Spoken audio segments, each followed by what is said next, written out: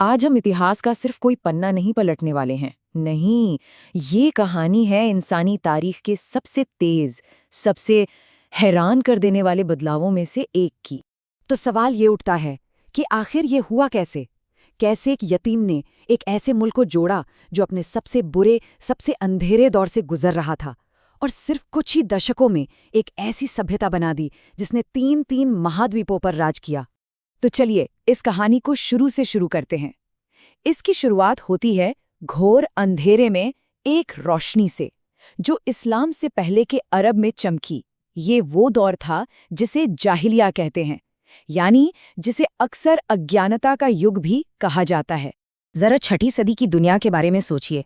हर तरफ कबीले थे, सालों पुरानी खूनी दुश्मनियां थीं, और काबा के चारों तरफ एक दो नहीं पूरे 360 बुत रखे हुए थे। कोई एक सरकार नहीं थी, कोई कानून नहीं था, जिसकी लाठी उसकी भैंस वाला हिसाब था। समाज सच में एक गहरे अंधेरे में डूबा हुआ था। और ठीक इसी माहौल में एक बहुत बड़ी घटना घटी। यमन का गवर्नर था अब्राहा। वो हाथियों की एक बहुत बड़ी फौज लेकर काबा को तोड़ने के लिए चढ़ाया। मक्का के लोग तो बेबस थे, क्या ही करते। तब शहर के सरदार अब्दुल मुत्तलिब ने बस एक बात कही, इस काबा का एक मालिक है और वही इसकी हिफाजत करेगा।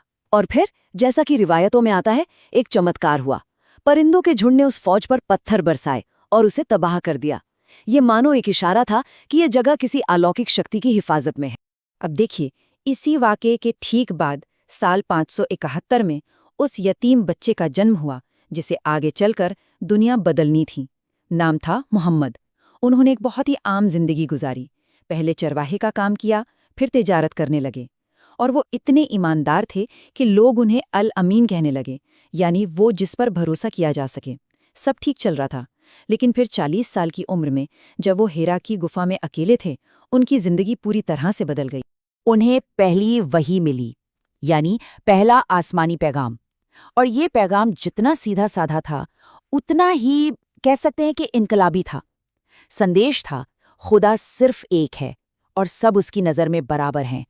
अब सोचिए, ये बात मक्का के कबीलाई सिस्टम, ऊंच नीच के भेदभाव और बुत परस्ती पर एक सीधी चोट थी। तो इसी पैगाम ने एक नए समुदाय, एक नई कम्युनिटी की नींव डाली। तो चलिए अब देखते हैं कि ये छोटा सा ग्रुप कैसे एक उम्मा, यानी एक पूरे राष्ट्र में बदल गया।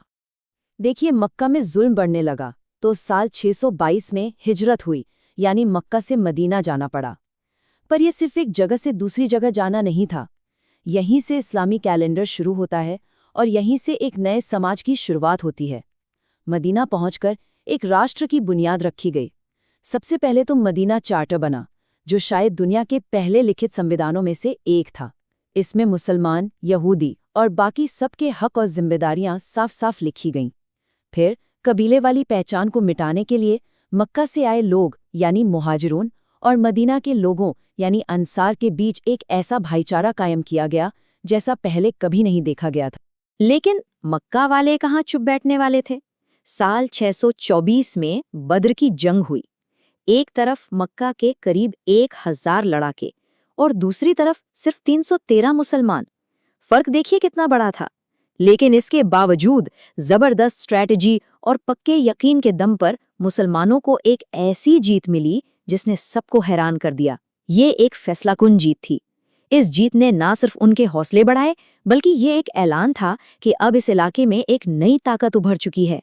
साल 632 में पैगंबर मोहम्मद के दुनिया से जाने के बाद लीडरशिप की जिम्मेवारी 4 राशिदुन खलीफाओं ने संभाली, यानी वो जो सही रास्ते पर चले। सबसे पहले आए अबू बकर, जिन्होंने बगावतों को ख़त्म करके इस नई रियासत को बिखरने से बचाया। उनके बाद आए उमर इब्न अल-खत्ताब, जिनके दौर में तो कमाल ही हो गया। पर्शिया और बाइजेंटीन जैसी सुपर पावर्स को हराकर साम्राज्य बहुत तेज़ी से फैला। फिर उस्मान ने कुरान को एक स्टैंडर्ड रूप दिया ताकि पैगाम हमेशा वैसा ही रहे जैसा आया था। और आखिर में अली, जिन्हें पहले दर्दनाक अंदरूनी झगड़े यानी फितना का सामना करना पड़ा, और ये आने वाले मुश्किल वक्त का एक इशारा था। अगर ये समझना है कि ये विस्तार कितनी तेजी से हुआ, तो जरा 636 की यारमुख की जंग को देखिए। एक तरफ बाइजेंटाइन एम्पायर की लगभग 2 लाख की फौज और दूसरी तरफ मुश्किल से 40,000 मुस्लिम सैनिक।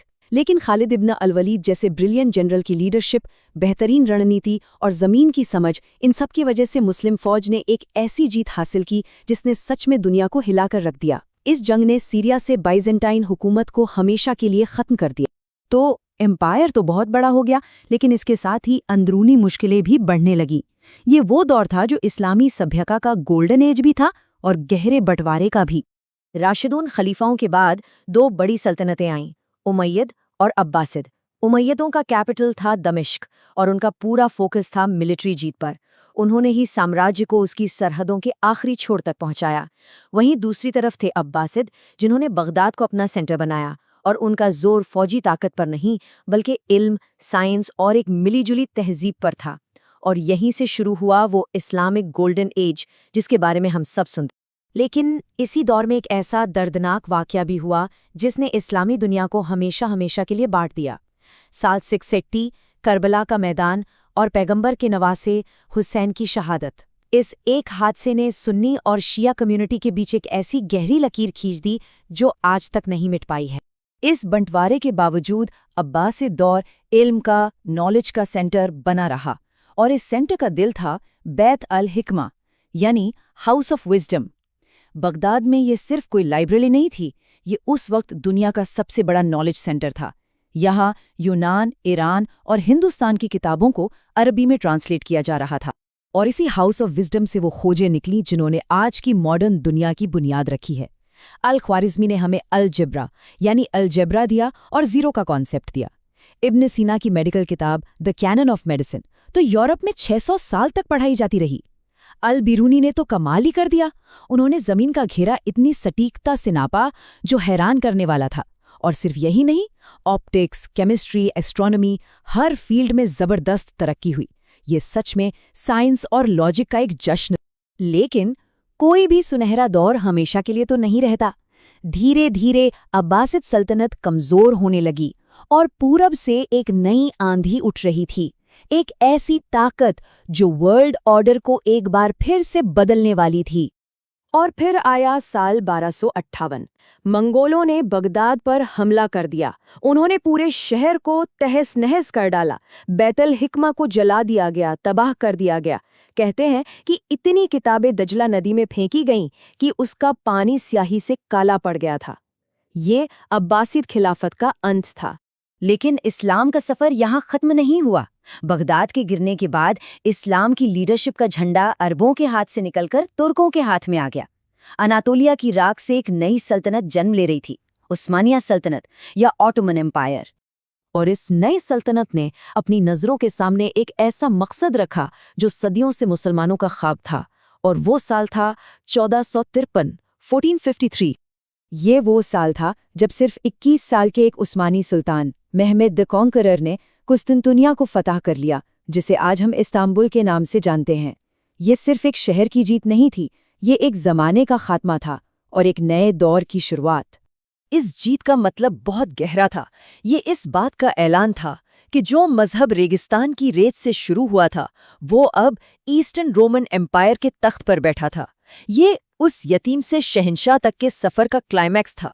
तो ये पूरा सफ़र हमें एक बहुत बड़े सवाल के सामने लाके खड़ा कर देता है कि होता क्या है जब रेगिस्तान में पैदा हुआ एक यकीन एक पूरी सल्तनत के तख्त का वारिस बन जाता है। ये वो सवाल है जिसने न सिर्फ तारीख को बदला है, बल्कि आज भी उतना ही अहम है।